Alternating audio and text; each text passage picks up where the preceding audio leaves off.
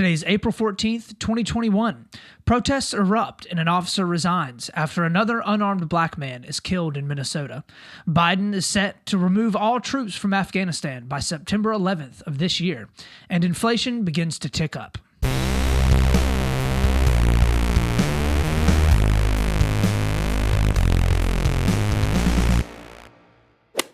Welcome back, Split the Difference friends, Split the Difference family. We got another fantastic episode for you here today, right here smack dab in the middle of your week, because we are doing our best, as always, to bring you all the good insights from the left and the right.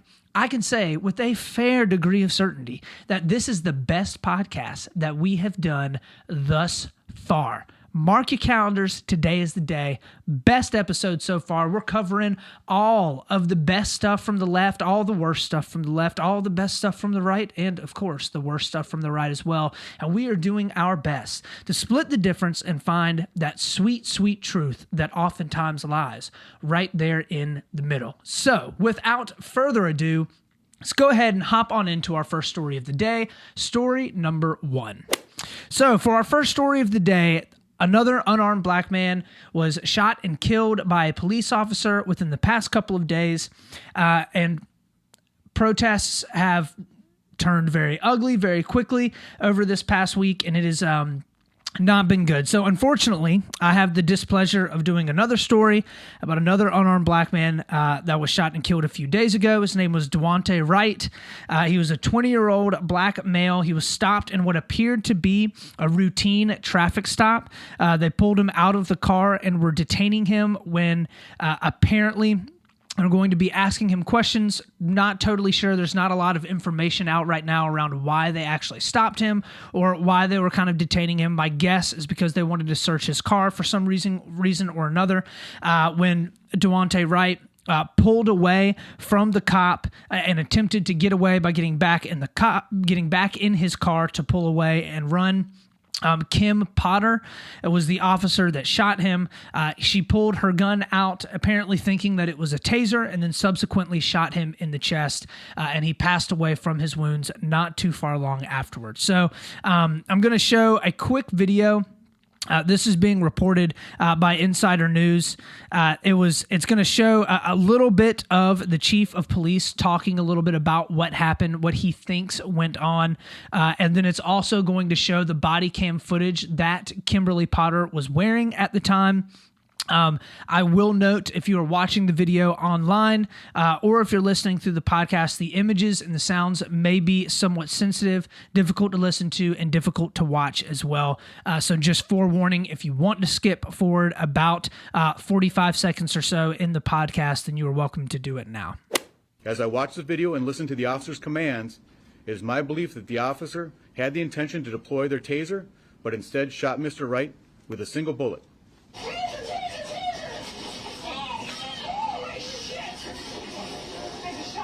As you can hear, the officer, while struggling with Mr. Wright, shouts, "Taser, taser," several times. That is part of the officer's training prior to deploying a taser, which is a less lethal device. That is done to make her partners aware, as well as the subject, that a taser deployment will be imminent. During this encounter, however, the officer drew their handgun instead of their taser. This appears to me, from what I viewed, and the officer's reaction and distress immediately after, that this was an accidental discharge that resulted in the tragic death of Mr. Wright. I'm also stressing that I do hope for the community to be patient. Okay.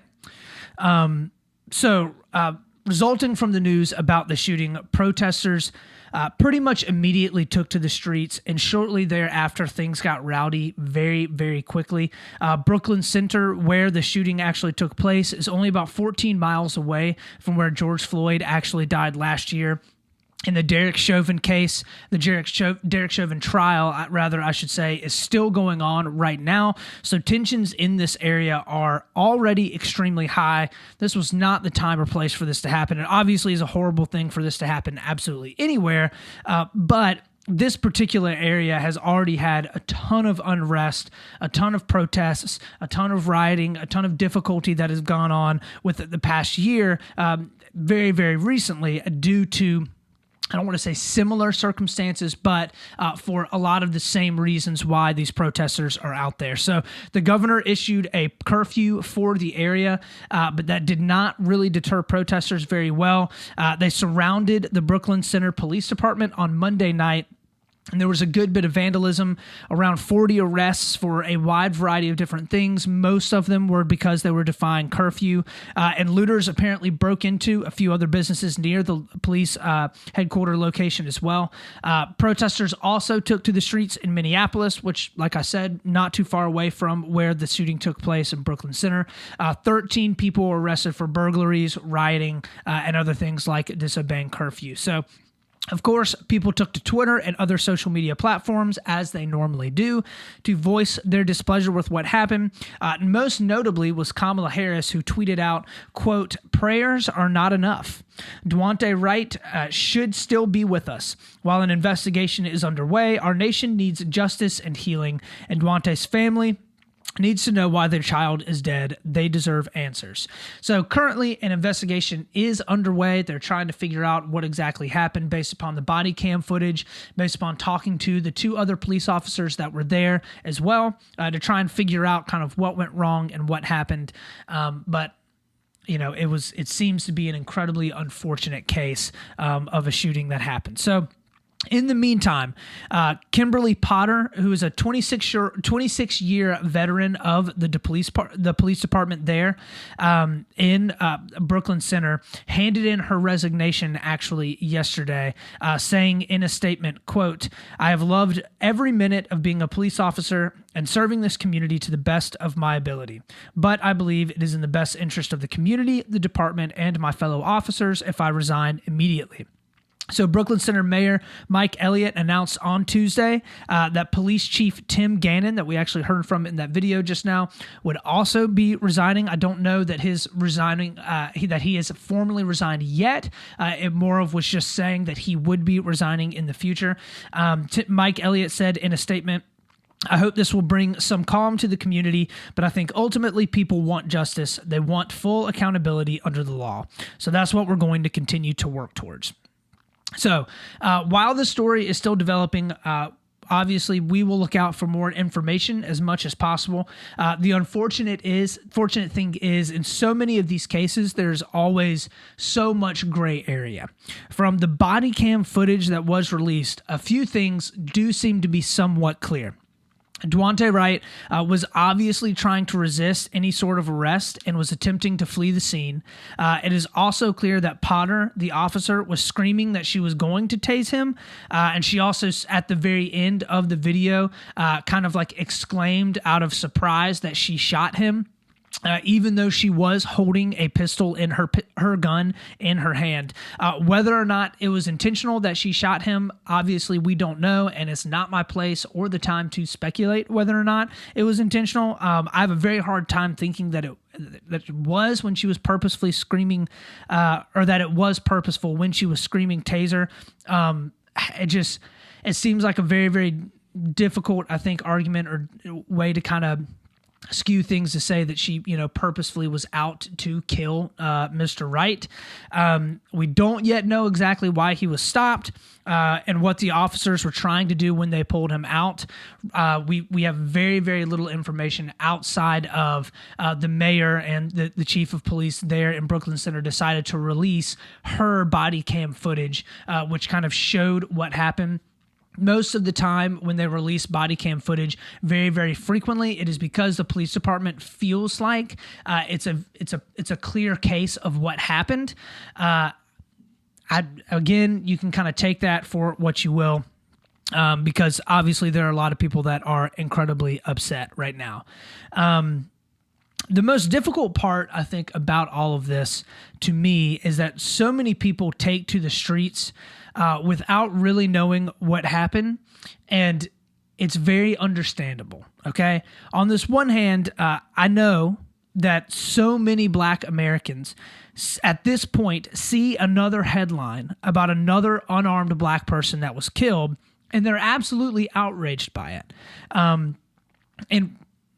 rationally and reasonably so, they are infuriated by it because it does seem like there are headlines about an unarmed black person being killed by a police officer pretty frequently, right? And I'm not going to get into the whole, well, yes, but there's unarmed white people that are killed too, there are other unarmed minority people that are killed as well. Like, I get that and I hear that. However, what we see reported is almost always an unarmed black person that is killed, okay? And it makes sense with the history of injustice towards black people in America, why black people would be so incredibly sensitive to this issue, okay? While at the same time, there also has to be some level of understanding that there will be some situations where an unarmed black man does not do his best to make the situation at hand any better. And oftentimes in these situations, like the footage that we've seen with Daunte Wright, he was obviously purposefully resisting arrest. He was getting back into his car and trying to leave. And we have to acknowledge and look at the very unfortunate fact that unfortunately awful things happen when the police officer may or may not have meant for that thing to happen. And I know that isn't a good or a justifiable answer for what happened at all, because no matter what he was doing, whether we find out that he had drugs on his person or whether we find out that he was just scared, right? It doesn't matter what he was doing. It did not appear from the footage that we could see and he was doing anything that was obviously worthy of death, okay? So it's awful, of course, that he's now passed away because of an interaction with the police, and this sows more discord and more distrust between the black community and the police officers that are in and throughout the communities throughout the country. We have to do our best, though, I think, to keep a level head, acknowledge the difficulties on both sides, as difficult as it may be to do that, right? There are clear arguments and there are clear understandings that need to be had on both sides of the aisle, because none of the situations are black and white. None of the interactions are just completely cut and dry. You have to be able to just take the facts as they come and work towards trying to find that middle ground as much as you possibly can in all of the situations that happen like this. However, incredibly unfortunate. Really does break my heart to be doing another podcast where I'm kind of talking through a story like this again. It's not easy, to say the least. So with all of that having been said, that is the end of our first story of the day. Let's go ahead and hop on into our second story, story number 2. So for our second story of the day, Biden decides to pull all troops out of Afghanistan by September 11th of 2021. So the Biden administration is following the course of the Trump administration that is planning on withdrawing all troops from Afghanistan exactly 20 years, purposefully so, from when the conflict began on September 11th, 2001. Trump set in place a plan to slowly wind down troops by May 1st. There were a bunch of calls from progressives especially, but people on both sides of the aisle for Biden to actually kind of release what he's actually going to do. Like, is he actually going to follow through and pull troops out by May 1st, because that is like a couple weeks away, or is he going to do something else? What is his basically what's his course of action going to be? Trump said based upon conditions on the ground in Afghanistan, he was going to remove all troops from the area, which is not the first time that a president has said that they were going to do that. And then it always kind of just keeps going and keeps getting, the can gets, just kicked down the road. Biden instead came out and said that this is going to be a hard deadline. He will be pulling troops out regardless of the conditions. So this is set to be done in coordination with other NATO countries. That's the North American Treaty Organization countries that are involved in the war, which as of now have the bulk of the troop presence in the area. So currently there are about 3,500 American troops and about 6,500 NATO troops in the area. So NATO troops do have a large presence there. However, just the U.S. alone has a little over half of what the amount of NATO troops that are there.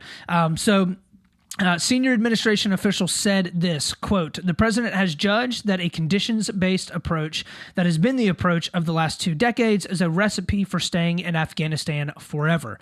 So Mr. Biden determined that al-Qaeda and affiliated groups no longer pose a threat to the American homeland, and that keeping United States forces in Afghanistan is no longer necessary. American forces will be dispersed across South and Central Asia, basically enabling the Biden White House to kind of say it will maintain a robust military, like regional presence there, and especially intelligence gathering capabilities in the area to monitor Afghanistan and some of the various Islamic State and Islamic terrorist organizations that are in the area, which is who we're there fighting currently. So the idea and the goal is basically to pull troops out of Afghanistan while still keeping them in the region and in the area to monitor what is going on there, so that the monitoring of the country and more specifically, the various Islamic terrorist organizations can be kept under a very, very close eye. I will say it should be remembered. In 2011, the Obama administration decided to pull all but 1,000 troops out of Iraq, only to redeploy them later on in order to fight the Islamic State, effectively just kind of continuing the conflict for another 10 years or so in the region up until the point that we're at now. Obviously, Iraq is not Afghanistan, but we have had troops in Iraq and Afghanistan for about 20 years now. And at this point, more and more presidents, as they are coming in, are just kind of like, we need to keep them there because we're worried about what will happen when we pull them out. We don't want for the government that is currently there to fall apart. We don't want for the Islamic State to take hold and to start killing people because that's what they do. They do some pretty horrific things. So we basically just want to have this endless war that is going on forever and ever in order to kind of be able to prop up the people that are there. So the Biden administration said that they are still planning on having a robust diplomatic and humanitarian influence within Afghanistan. Basically in order to kind of deter future growth from the Taliban and protect, they've said, the women and children in the country. I think what Biden is planning on and trying to do is basically to communicate with the Taliban, the Islamic State, and other Islamic terrorist organizations and try to de-escalate conflicts before they come in without the use of force and without the use of actual boots on the ground. Has that worked in the past? Not really. Will it work in the future? Obviously, it's yet to be seen. However, pretty unlikely. Don't know how all of it will work out. I do know that there are a large portion of Americans on both sides of the aisle, however, that really do kind of want to see troops pulled out of the Middle East because we have been there for so long. I think at this point it actually is the longest war in American history, which is pretty incredible. So one of the major fears with a troop drawdown is always how much risk it puts the last troops that are there in. The biggest worry is that when it gets down to only a few hundred or only maybe 1,000 troops that are there, the Islamic terrorists will basically just swarm all of them, and they won't have the firepower to be able to defend themselves. This is normally the argument that you hear about the difficulties of a drawdown. You can't expect to basically just cart thousands of troops out of there within a day or two. It has to be incredibly well coordinated and executed. It has to be done very efficiently. And the Biden administration expects a drawdown that will take about 6 entire months. So one official said, speaking about these worries, quote, "We have told the Taliban in no uncertain terms that any attacks on U.S. troops as we undergo a safe and orderly withdrawal will be met with a forceful response." So, which is apparent, obviously, if they attacked a whole bunch of American troops and tried to kill a whole bunch of people as we were drawing them out, the American military would probably come in full force. But there's really no other way to go about it. If you're going to pull the troops out, you have to pull the troops out. Just how it goes. So what's incredibly interesting about all this is how all the Democrats that were angry about Trump doing this exact same thing, 6 months ago, are totally on board with it. I mean, like some of the best foreign policy that they've ever seen in their entire life. Biden is a hero. He is the president that is finally going to end the decades-long conflict in the Middle East. It's all because of Biden. Biden is the man, right? Then we have the Republicans, many of which, who were all about this a couple months ago when Donald Trump said that he wanted to do it. And all of a sudden, they have changed their tune. How could Biden possibly think that things have gotten better? We have to keep troops there because we don't want a resurgence. Come on, Biden, what are you doing? It truly is amazing, the world of politics. It's really about what team you're on, not having anything to do with the actual policy that is going on. So pretty amazing stuff from both sides of the aisle there.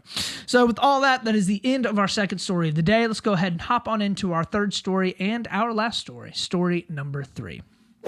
So for our third story of the day, we're going to talk a little bit about inflation in the United States. So what I have been calling for absolutely months now is finally beginning to happen.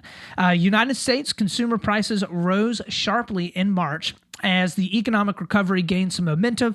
This is marking the start of an expected months-long pickup in inflation pressures. So the Labor Department reported Tuesday that the Consumer Price Index, which basically measures what consumers pay for everyday items, we'll kind of get into that in a second, but the CPI jumped 2.6% in the year ended March, okay? The highest since August of 2018. So basically from March of 2020 to March of 2021, the Consumer Price Index jumped about 2.6%. And it rose a seasonally adjusted 0.6% in March from February, okay? The core consumer price index, which measures more volatile categories like food and energy, climbed 1.6% over the prior year and was up 0.3% in March and from February. So, in case anyone is sitting here like, what in the heck is a consumer price index and why should I care? I'm glad that you asked. So the Consumer Price Index is a measure that examines the weighted average of prices of a basket of consumer goods and services, such as transportation, food, medical care, gas prices, basically a whole basket, a whole range of different things that you as a consumer would go out and purchase. It is calculated by taking price changes for each item in the predetermined basket of goods and averaging them together. So changes and the Consumer Price Index are used to assess price changes associated with the cost of living, okay? So you probably have gone to work and you've had like a cost of living adjustment, right? Where like they'll give you a little bump up in your pay because of inflation or consumer cost of living going up. This is what they use to measure it, okay? The Consumer Price Index is actually one of the most frequently used statistics for identifying periods of inflation or deflation. So in other words, it measures how much more it costs to buy the same goods with the same dollar in different times, okay? So, for example, if last year you could buy a gallon of milk for $1, which I know is absolutely ludicrous to even think that you could buy a gallon of milk for $1 because of how ridiculously expensive milk is right now. But if you could buy a gallon of milk for $1 in March of 2020, this means that in order to be able to purchase that gallon of milk now, you would have to spend about $1.02 now. Right? Which doesn't sound like a whole lot, right? Like, who cares if I have to spend an extra 2 cents on a gallon of milk? Well, I'm glad you asked again. One of the biggest drivers of this increase in the Consumer Price Index is actually around gasoline prices, which have increased on average by around 9.1% from a year earlier. So, if you were spending $100 a month in the month of March in 2020 on gas before, on average, you are now spending $109 a month for that exact same gas, okay? Haven't gotten any increase in the value in the gas, right? It's just how much the gas costs. So the reason why fast inflation is not good is because wages almost never rise as quickly as inflation. How many people do you know that got a standard 9% raise last year, right? Nobody. So which basically means that you were making about the same amount of money that you were before, but you unfortunately have to spend more money on just the regular items that you need to live on. So why does inflation exist? Inflation normally occurs within a growing economy. Basically, businesses realize that they can make more money because people are out spending more money. So they charge more money for their goods and services, and people are willing to pay that extra money for those goods and services because a larger portion of the workforce is employed, and a larger portion of the workforce as well is making more money when the economy generally is doing good. So inflation is not necessarily a bad thing when it is a lower amount over a series or a longer period of time. Okay, it is actually one of the more important indicators for the overall health of an economy. However, in the situation that we find ourselves in right now, we have an economy that is absolutely flooded with cash because we have a gigantic amount of stimulus provided by the federal government, and we're at a place with where people who have been stuck inside of their houses for well over a year, after the, quote, 2 weeks to flatten the curve was set in place, and people are ready more than ever to get out and spend some dough, okay? And not only that, but overall household savings more than doubled over this past year because the vast majority of Americans were relatively unaffected by the pandemic financially. Now, I realize, and as I've said many times on this show before, of course, there are people that were affected incredibly adversely as a result of this pandemic financially. But that's not the vast majority of Americans, okay? Unemployment is now back down to the levels close to where it was pre the pandemic, okay? When you have a ton of people in an economy going out and spending more money, inflation rises much more quickly because businesses naturally charge more money for their goods and services. The Biden administration and the Federal Reserve right now are forecasting that this rise in inflation is just temporary, okay? And it's simply a result of the economy opening back up, and it's a good thing. However, if prices continue to go up and inflation continues to rise, then it will have dramatic effects not just on your ability to be able to buy things, but also on the world economy as a whole. So what most Americans don't realize is that the American dollar is pretty much the currency of the world. When I say that, I don't necessarily mean that every single country uses the American dollar in their daily transactions because, of course, that's not true. What I mean is that pretty much every single currency is pegged to the American dollar, okay? Most exchange rates in the world are dependent upon the valuation of the American dollar, because for decades, it has been the most stable currency in the world and is backed up by the wealthiest country in the entire world. So when inflation increases significantly in the United States, the value of the dollar goes down, because it literally is not able to buy the things that it could before for the same amount of dollars. When that happens, it becomes more expensive to purchase things overseas, and you eventually see a decrease in the demand for those goods that are produced in other countries, hurting their economies as well, as Americans do a whole lot of buying in the world. So I know that is a ton of information, and I threw it out very, very quickly.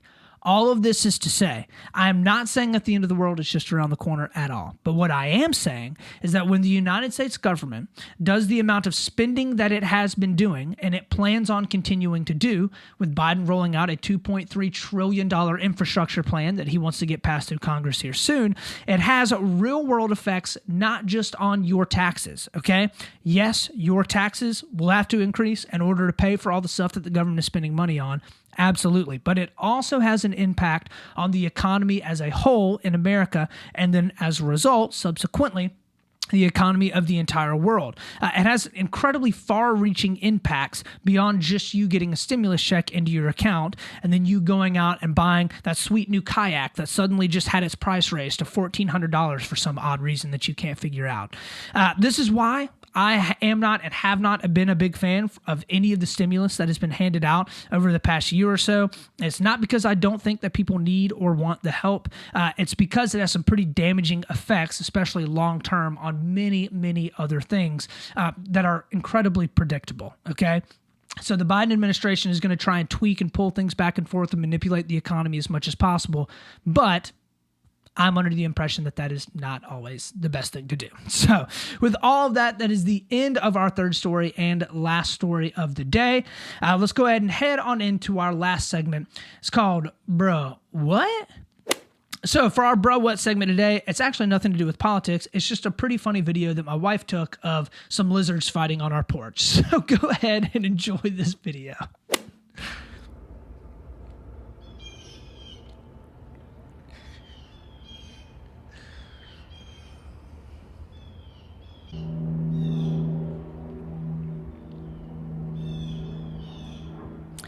All right, so I hope that you enjoyed a video that was pretty dumb, but hopefully brightened your day. So with all of that, that is the end of our show today. Thank you so much for stopping by and for checking us out. As always, y'all, we're going to do our best to remain level-headed. We are always going to be reasonable. And of course, we're going to split the difference. This is Austin Taylor.